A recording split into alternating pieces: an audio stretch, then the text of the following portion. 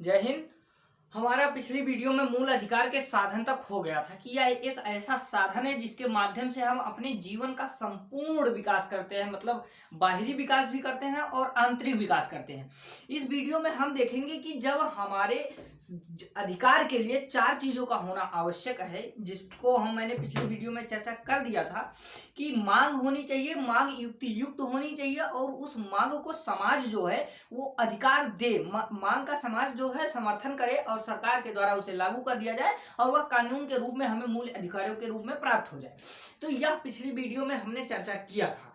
अगर आपने पिछली वीडियो को नहीं देखा तो बिल्कुल देखें, बेहद, क्योंकि यह किसी एग्जाम के व्यू से ही जरूरी नहीं है। हम सभी को यह जानना चाहिए कि आखिर मूल अधिकार क्यों जरूरी है।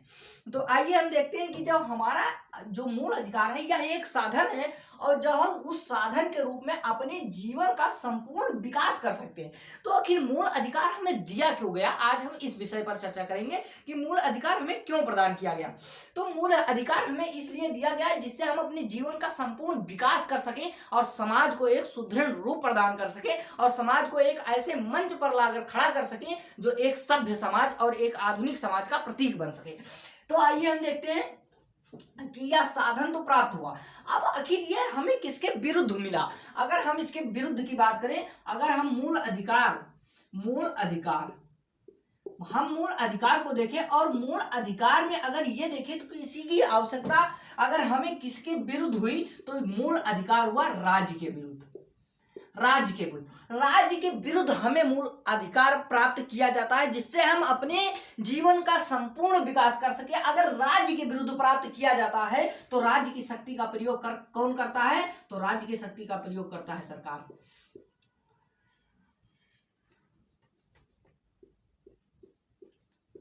तो राज्य की शक्ति का प्रयोग कौन करता है, तो राज्य की शक्ति का प्रयोग करता है सरकार। तो आखिर हम यह कह सकते हैं कि जो हमें मूल अधिकार प्राप्त हुआ है वह हमें सरकार के विरुद्ध प्राप्त हुआ है। अगर हमें सरकार के विरुद्ध प्राप्त हुआ है तो सरकार की शक्तियों में और कितने लोग विभाजित हैं, तो आर्टिकल 12 यही कहता है कि भारत सरकार, संसद, राज्य सरकार, राज्य विधानमंडल, स्थानीय प्राधिकारी और अन्य प्राधिकारी, मतलब इन सभी के विरुद्ध हमें मूल अधिकार प्राप्त है। और अगर इनके द्वारा हमारे मूल अधिकारों का हनन किया जाता है तो हम या तो सुप्रीम कोर्ट या हाई कोर्ट में उपस्थित होने के लिए अपने आप को समर्थवान बनाते हैं। अतः इन सभी के विरुद्ध हमें मूल अधिकार प्राप्त किया गया है। अब हम देखिए, जैसे अगर हम देखें कि ये जो संसद है, हमारे यहाँ संसद कानून बनाती है। अगर संसद कोई ऐसा कानून बना दे कि आप विशेष रंग का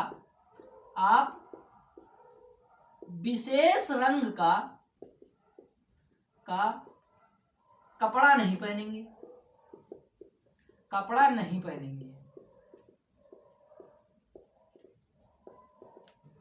अगर एक कानून यह बना दे कि आप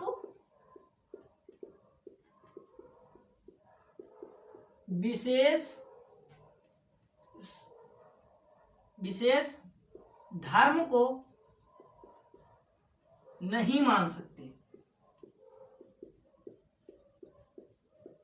अगर संसद के द्वारा, हमारी विधायिका के द्वारा अगर यह कानून बना दिया जाए कि आप एक विशेष रंग का कपड़ा नहीं पहन सकते, तो हमें किस रंग का कपड़ा पहनना है यह सरकार निश्चित नहीं करेगी, यह हम स्वयं निश्चित करेंगे और यह हमारा समाज स्वयं निश्चित करेगा। ये एनसीईआरटी का मेन एग्जाम्पल है, मैं अपने पास से इसे नहीं लिख रहा हूं। और अगर सरकार यह कह दे कि तो आप किसी विशेष प्रकार का भोजन नहीं कर सकते या आप किसी विशेष प्रकार का धर्म आप फॉलो नहीं कर सकते, तो क्या समाज इसकी स्वीकृति देगा? अगर समाज इसकी स्वीकृति नहीं देगा तो हम राज्य के प्रति विरोध कर सकते हैं और राज्य के प्रति अगर हम विरोध करेंगे तो संविधान से हमारा विश्वास उठेगा और अगर संविधान से हमारा विश्वास उठेगा तो भारत में रहने वाली जो सरकार के द्वारा शासन प्रणाली है उसमें एक बड़ा बिखराव आएगा और समाज में एक व्यापक असंतोष को देखा जाएगा। तो इसलिए इन सभी चीजों से बचने के लिए हमें यह जो मूल अधिकार दिया गया है, यह भारत सरकार, संसद, राज्य सरकार, राज्य विधानमंडल, स्थानीय प्राधिकारी और अन्य प्राधिकारी में देखें, जैसे देखें कि हमारे यहाँ का एसपी, अगर हम अपने एसपी को देखें तो एसपी क्या अगर अपने जिले में मनमाने ढंग से कोई कार्य नहीं कर सकता है, इसके प्रति हमें अधिकार है, मूल अधिकार है, यह भी मेरे मूल अधिकारों का हनन नहीं कर सकता है, जिसके माध्यम से मैं अंदर हाई कोर्ट या सुप्रीम कोर्ट, देखिए डिस्ट्रिक्ट कोर्ट में इसकी सुनवाई नहीं की होती है इतना, क्योंकि इसके लिए जो मूल अधिकार के लिए जो मेन है वो हाई कोर्ट या डिस्ट्रिक्ट हाई कोर्ट या सुप्रीम कोर्ट में हम तुरंत दावा कर सकते हैं कि हमारे मूल अधिकारों का हनन हुआ है, वहां मूल अधिकारों का मेन रक्षक सुप्रीम कोर्ट ही है। आप इसके विषय में निश्चिंत रहे। और आगे देखिए कि जो अब अगर देखिए समानता, अब अगर हम समानता का अधिकार देखें विशेषता, अरे 12 से 35 तक हमारा जो है वो मूल अधिकार रहा है, अनुच्छेद 12 से लेकर अनुच्छेद 35 तक। लेकिन अगर हम समानता देखें तो समानता का अधिकार 14 से 18 पे शुरू हुआ, 14 से 18। तो 14 से 18 में अगर हम समानता का अधिकार देखें तो इसमें अलग अलग इसमें डिवाइडेशन है। जैसे आर्टिकल 14, अब देखो आर्टिकल 14 में क्या कहा गया है कि आर्टिकल 14 में यह कहा गया है कि राज्य जो है वो किसी भी व्यक्ति को विधि के समक्ष किसी भी व्यक्ति को विधि के समक्ष समानता या विधियों के समान संरक्षण से वंचित नहीं कर सकता। अब देखिए समानता का अधिकार क्या है, तो समानता जैसे यह है, या हम समझ लें कि यह कोई देश है, अगर इस देश में एक वर्ग है, इस देश की अगर हम व्यवस्था को देखें, इस देश की व्यवस्था, और इसमें एक वर्ग है जो संपन्न वर्ग है और विशेषाधिकार प्राप्त वर्ग है। मतलब एक वर्ग है जो संपन्न वर्ग है, विशेषाधिकार प्राप्त वर्ग है, वो हर क्षेत्र में एक अच्छी पोजीशन पर है, उसका जो मतलब आर्थिक स्थिति है वो बड़ी अच्छी है।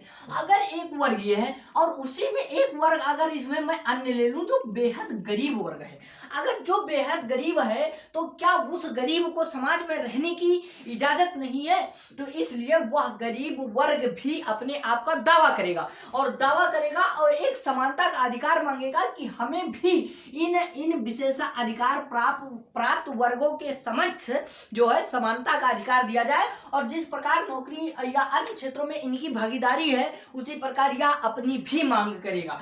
तो यही है समानता। अब देखिए मूल अधिकार जितना सकारात्मक नहीं है उतना नकारात्मक है। मूल अधिकार सबसे ज्यादा नकारात्मक है क्योंकि यह बार बार चीजों को हमें देता कम है पर इस पर रोक लगाता है, आपको ये नहीं करना होगा, मतलब ये हमें सरकार के विरुद्ध देता है। मतलब नकारात्मक चीजें मूल अधिकार में अधिक है, सकारात्मक कम है। जैसे अब हम देखें कि ये जो समानता का अधिकार है ये राज्य की बात कर रहा हूं मैं, राज्य की बात मतलब राष्ट्र से है और राष्ट्र की शक्ति का या राज्य की शक्ति का प्रयोग सरकार करती है, और सरकार में वो भी कार्यपालिका और विधायिका को हम स्पष्ट रूप से इसके विरुद्ध देखते हैं।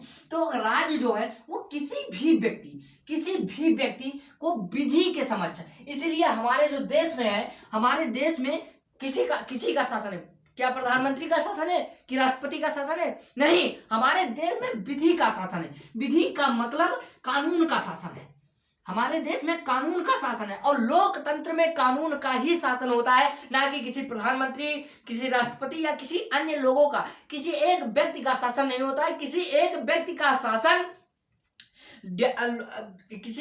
का शासन गैर लोकतांत्रिक देशों में होता है, लोकतांत्रिक देशों में विधि का शासन होता है। विधि का शासन का मतलब कानून का शासन होता है। अब जब कानून का शासन होता है इसीलिए तो हमारे यहाँ संविधान को सर्वोच्च बनाया गया। हमारे यहाँ सर्वोच्च कौन है? देश में अगर सर्वोच्चता की बात करें तो इसीलिए यहाँ पर संविधान को सर्वोच्च स्थापित किया गया है, ना कि किसी प्रधानमंत्री या राष्ट्रपति को। तो यह हमें विधि के समक्ष मतलब कानून के समक्ष समानता या विधियों के समान संरक्षण से वंचित नहीं कर सकता है। अगर हम यहाँ पर मेन टॉपिक देखें कि जब यह कहता है कि हमें कोई भी प्रकार की राज्य विधियों के समक्ष समानता या विधियों के समान संरक्षण से वंचित नहीं कर सकता है, तो आज समाज में फिर भी भेदभाव क्यों किया जा रहा है?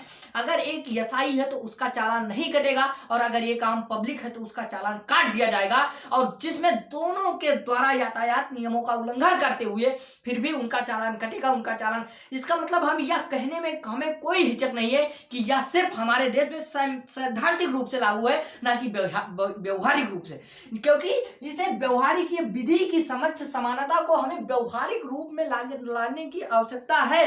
क्योंकि अगर एक व्यक्ति, आज यहाँ का लोकतंत्र इसीलिए सक्षम नहीं है, भारत की डेमोक्रेसी इसीलिए सक्षम नहीं है। अभी आज के 15 से 20 दिन पहले की बात की जाए, ब्रिटेन में प्रधानमंत्री स्वयं ट्रैफिक रूल का उल्लंघन किए और वो उल्लंघन गलती से हुआ और उनको चालान भरना पड़ा। लेकिन अगर क्या आज हमारे देश का एक दरोगा अगर ट्रैफिक रूल का उल्लंघन करता है तो उसे भी 1 पैसा चालान नहीं भरना पड़ता है। क्यों? क्योंकि वह दरोगा है। इसलिए जो विधि का समझ समानता की बात की जा रही है, यह सिर्फ सैद्धांतिक रूप से हम देखते हैं और इसे व्यवहारिक रूप में लागू करना ही हम लोगों की सभी की जिम्मेदारी है और इसे हम करके ही मानेंगे। आज हमारे प्रयास से नहीं होगा, आने वाली 2-4 पीढ़ियों के प्रयास से ये जरूर होगा कि भारत भी एक पूर्ण लोकतांत्रिक देश बनेगा और विधि के समझ समानता यहाँ पर भी पूर्ण रूप से लागू होगी। वह राष्ट्रपति हो, दरोगा हो, एसआई हो, जिलाधिकारी हो या राष्ट्रपति हो, प्रधानमंत्री हो, कोई भी हो, लेकिन यहाँ पर भी विधि के समझ समानता को व्यवहारिक रूप से लागू किया जाएगा। अगर कोई भी किसी प्रकार का उल्लंघन करता है तो उसे जुर्माना देना ही होगा। अतः ये रहा अभी हमारा सेकंड टॉपिक। अगली वीडियो फिर आएगी जल्द और मुझे ये आशा है कि आपको यह समझ में आया होगा, इसलिए आप इस वीडियो को लाइक, शेयर और सब्सक्राइब करें। धन्यवाद।